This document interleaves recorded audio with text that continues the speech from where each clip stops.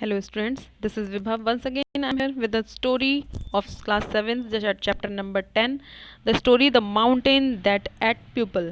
आपने एक स्टोरी मैंने पार्ट 1 इसका मैं ऑलरेडी बना चुकी हूँ, तो first of all you have to go through the part 1. आपको वहाँ पहले पार्ट 1 देखना पड़ेगा, then you will come to this video. तब आप इस सेकेंड पार्ट पर आएंगे ताकि आप अच्छे से पूरा चैप्टर अच्छी तरह समझ सकें.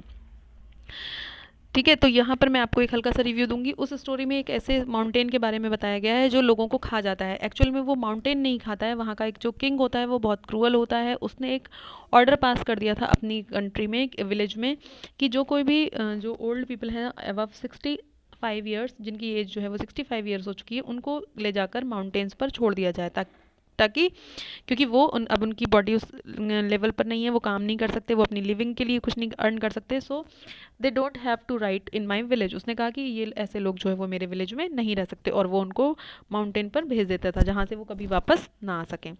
सो there is a after some time there is a farmer who hide his mother under the ground room in his kitchen. वो अपने किचन में अपने में एक अंडरग्राउंड रूम बनाकर अपनी ओल्ड मदर को छुपा लेता है, क्योंकि वो अपनी माँ से बहुत प्यार करता है. अचानक से दूसरे गांव के राजा ने इनके गांव पर उन्होंने डिमांड कर ली. तो फर्स्ट डिमांड में भी उसकी ओल्ड मदर हेल्प करती है, सेकंड डिमांड में भी उसकी मदर हेल्प करती है, बट किसी को उसने बताया नहीं कि हेल्प जो है वो उसकी मदर कर रही है, क्योंकि वहाँ पर जो रूल था उसके अकॉर्डिंग उसकी मदर को भी माउंटेन पर होना चाहिए था.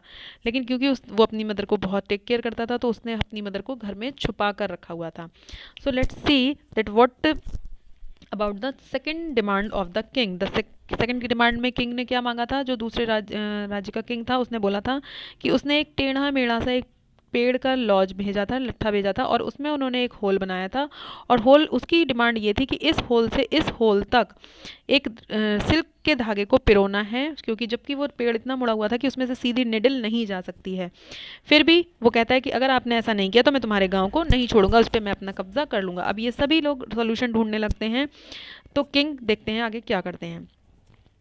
किंग कहते हैं fools the lord said stamping his foot impatiently. राजा को बहुत गुस्सा आता है क्योंकि किसी के पास इस सेकंड प्रॉब्लम का भी सोल्यूशन नहीं था. ही देन पोस्टेड सेकंड नोटिस. वो अपने पूरे गांव में दूसरा नोटिस जारी करता है कि सभी गांव कि इस गांव में अगर कोई भी उसकी टास्क में हेल्प करता है, once more he the young farmer hurried with the problem to his mother.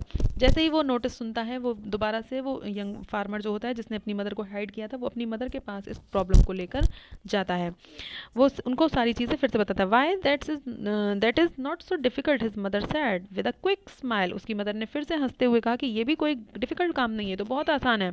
Put some sugar on the one end of the hole. वो कहती है कि कुछ चीनी ले जाओ और आपका ये जो लॉज है इसके एक सिरे पर रख दो.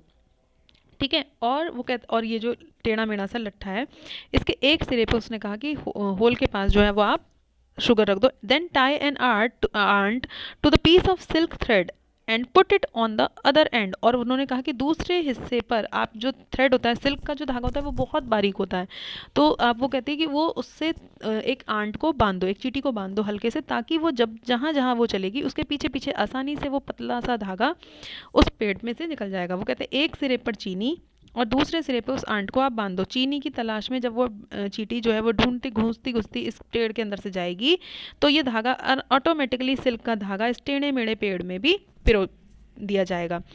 ठीक है, वो कहते हैं कि he will weave the way in and out of the curve to get the sugar. वो चीनी ढूंढने के लिए वो इन और आउट होगी उन टेढ़े मेढ़े रास्तों से, और सिल्क जो थ्रेड होगा वो आसानी से उस पेड़ में पहुंच जाएगा. ठीक है, उस होल के जरिए.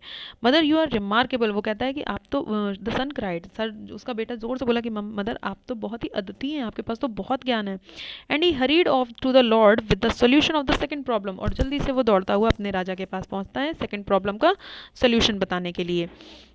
You are a brilliant man and you have saved our village again, he said gratefully. राजा जो है वो उसे बहुत ग्रेटफुल, उसका बहुत धन्यवाद करते हुए कहता है कि तुम तो बहुत ब्रिलियंट मैन हो, बहुत बुद्धिमान हो, और तुमने तो हमारे गांव को दोबारा से बचा लिया. But the lord's troubles were not over even then. लेकिन राजा की जो परेशानियां थी वो अभी भी ख़त्म नहीं हुई थी। क्यों? A few day later the Overlord send still another demand, क्योंकि कुछ ही दिनों के बाद उस जो दूसरा राजा था, किंग था दूसरे विलेज का, उसने फिर से एक डिमांड सेंड कर दी। This time you will undoubtedly fail, वो कहता है कि इस बार तो तुम ज़रूर निश्चित रूप से हार जाओगे। Then I shall conquer your village, he threatened, वो धमकी देता है कि तभी मैं तुम्हारे राज्य को जीत लूंगा। Bring me a drum that sounds without being beaten, वो कहता है मुझे एक ऐसा ड्रम दो जो जिसमें से आवाज़ आती रहे, लेकिन उसको बीटन नहीं करना है, मतलब उसको बजाना नहीं है, बिना बजाए उस ड्रम में से आवाज़ आनी चाहिए। वो ऐसे ड्रम की डिमांड कर देता है, ठीक है। But it is not possible, वो कहता है लेकिन ये भी पॉसिबल नहीं है।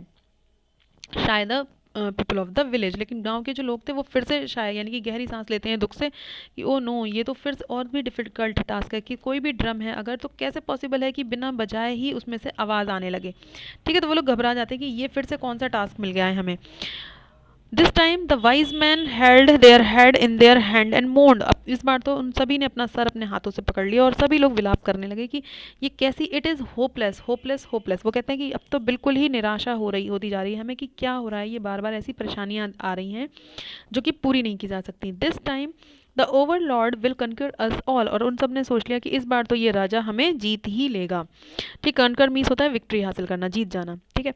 The young farmer hurried home breathlessly, वो जो यंग फार्मर था, वही जो किसान था यंग, वो दौड़ता हुआ फिर बिना सांस लिए अब जल्दी से अपने घर की तरफ भागा, ठीक है। Mother mother we must solve another terrible problem, वो अपनी माँ से कहता है कि मदर इस बार हमें फिर से एक बार एक भयानक सी मुसीबत को सॉल्व करना है, प्रॉब्लम को, समस्या को।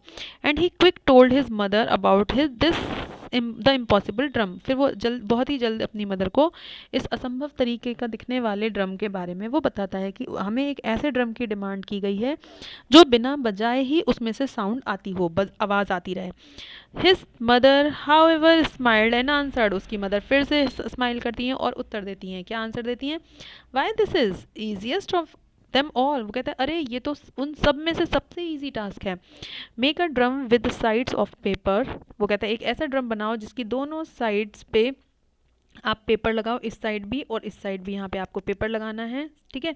और वो कहती है कि that as sorry and put a bubble bee inside, और उसके अंदर एक मक्खी को, ठीक है, आप उसके अंदर डाल दो, बड़ी सी मक्खी को उसके अंदर पहले से ही रख के दोनों साइड से पेपर लगा दो। As he try to escape, जैसे जैसे वो बाहर निकलने की कोशिश करेगी, ठीक है, कि मैं यहाँ से कैसे ही बाहर निकल जाऊँ, it will buzz and beat itself against the paper, तो वो जाके बार बार उसके अंदर बजिंग की साउंड करेगी और वो जाकर बार बार उन पेपर्स की जो वॉल बनी होंगी दोनों साइड उन पर टकराएगी। You will have a drum that sounds without being beaten, वो कह रहे तो तुम्हारे पास इस तरह से तुम्हारे पास एक ड्रम होगा जो बिना बजाए भी उसके अंदर से आवाज़ ऑटोमेटिकली आएगी, जैसे ये बज की जो आवाज़ होती है, और फिर वो खट खट खट खट दोनों साइड पेपर्स पे जब वो हिट करेगी तो फिर से आवाज़ आएगी। तो वो इस तरीके से आपकी प्रॉब्लम सॉल्व हो जाएगी, आपको बिना बजाए एक ऐसा ड्रम मिल जाएगा जिसमें से आवाज़ आती होगी। The young man was amazed, अब जो यंग मैन था वो बहुत सरप्राइज हो जाता है with at his mother's wisdom, अपनी मदर की बुद्धिमानी पर। You are far wiser than any of the wise man of the village, वो कहता है आप तो बहुत ज़्यादा होशियार हैं, यहाँ पे गाँव में जितने भी बुद्धिमान लोग हैं उन सभी से ज़्यादा आप बुद्धिमान हैं। He said and he hurriedly to tell the feudal lord the solution of the third demand, और वो जल्दी से दौड़ता हुआ अपने फ्यूडल लॉर्ड के पास पहुंचता है, अपनी उनकी उसकी जो उसके पास जो दूसरे राजा की डिमांड आई थी उस डिमांड का सॉल्यूशन बताने वो पहुंचता है।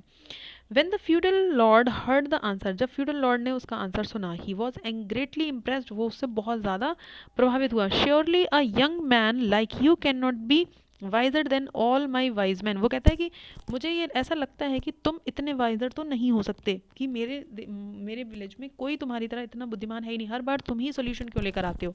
He said, उसने कहा, tell me honestly who had helped you solve all these difficult problems, वो कहता है कि मुझे सच सच बताओ ईमानदारी से कि तुम्हारी मदद कौन करता है इन सारी डिफ़िकल्ट प्रॉब्लम्स को सॉल्व करने में।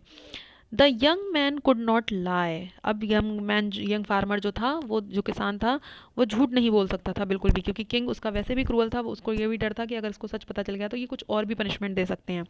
My lord he begins slowly, उसने धीरे धीरे बताना शुरू किया। फॉर पास्ट 2 ईयर्स की लगभग बीते 2 सालों से I kept my aged mother hidden beneath the floor of my house.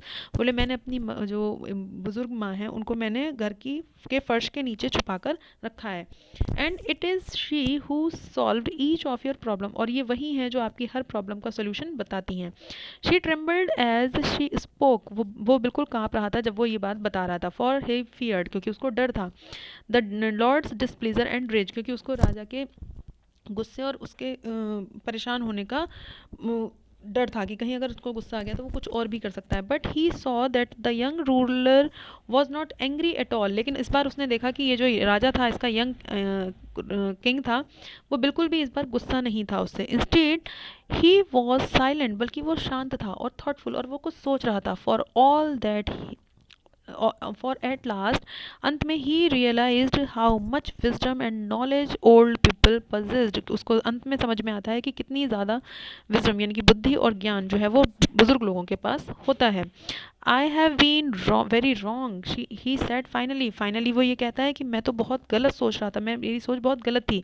And I must ask the forgiveness of your mother and all my people वगैरह, और मुझे तुम्हारी माँ से और दूसरे लोगों से माफ़ी मांगनी चाहिए। Never again will I demand that the old people of our village be sent to the mountain to die. बोले आज के बाद मैं कभी भी ये डिमांड नहीं करूँगा कि मेरे गांव के जितने भी बुजुर्ग लोग हैं उनको गांव से बाहर भेजा जाए उस माउंटेन पर मरने के लिए, ठीक है, to die. Rather, they will be treated with the respect and honor they deserve and share with us the wisdom of their years। वो कहते हैं बल्कि इसकी जगह पे उन्हें बहुत अच्छी तरह उनका देखभाल की जाएगी, उनको पूरा सम्मान दिया जाएगा जो वो डिज़र्व करते हैं, और उनकी विजडम, उनका जो ज्ञान है, उनकी जो बुद्धि है, वो जो सालों से उन्होंने अपने एक्सपीरियंस से गेन की है, इकट्ठी की है, हम उसको आपस में शेयर करेंगे उनकी नॉलेज को। एंड सो इट वॉज, और उस दिन से, from that day the villagers were no longer forced to abandon their parents in the mountain. और उस दिन के बाद से, अबंडन मीन्स होता है छोड़ कर आना, किसी भी विलेजर्स को अपने पेरेंट्स को वहाँ माउंटेन में छोड़ने नहीं जाना पड़ा। The villagers become once more a happy cheerful place in which to live, और वो विलेज जो है फिर से दोबारा से एक बार वैसा ही खुशहाल और एक अच्छी जगह बन गया जहाँ पर कोई भी इंसान खुशी खुशी चीयरफुली रह सकता था। It's a very nice story. It's a very inspirational, motivational, and knowledgeable story. So I hope you will get the complete meaning of the story. Once again, I will repeat that if you didn't watch the first part of this story, so first of all, you will go through the first part, then come back to the second part to get the complete meaning of this story. Chapter 10 of class 7th English book. So I hope you will get the complete meaning. We will meet in the next video with a new chapter, with a new story. Till then, take care. Have a nice day.